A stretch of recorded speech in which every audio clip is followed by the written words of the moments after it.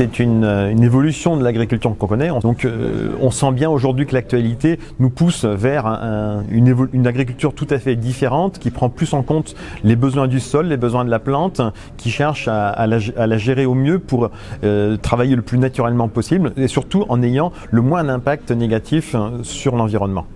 La Chambre aujourd'hui héberge des groupes de réflexion, plusieurs groupes sur le département.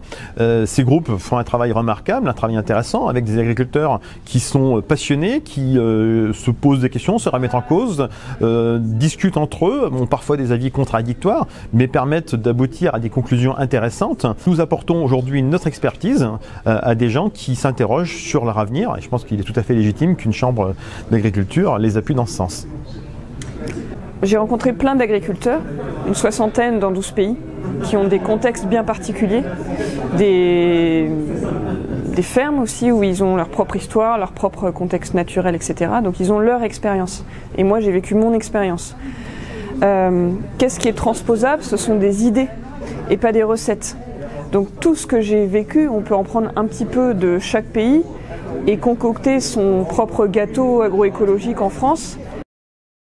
Donc pour moi, l'agroécologie, c'est un ensemble de pratiques et de décisions qui sont prises par l'agriculteur ou l'agricultrice qui permettent d'appuyer son système agricole sur tout ce qui est biologie du sol, biodiversité et habitat naturel existant sur le parcellaire. Donc cela se traduit notamment sur mon système d'exploitation par l'arrêt du labour, par le semis direct de blé de luzerne par exemple. Aussi par des observations accrues en champ pour justifier ou non de telle intervention, que ce soit mécanique ou chimique, par le biais d'observations, de réflexions avec des groupes innovants tels le groupe GEDA Anglure Cézanne et le groupe 30 000 Terre de Verre qui est créé depuis 1 an. Donc depuis 2012, nous avons fait le pari pour nous amener justement à arriver vers l'agroécologie, d'utiliser tout ce que les innovations technologiques au niveau du matériel agricole nous permettaient de faire.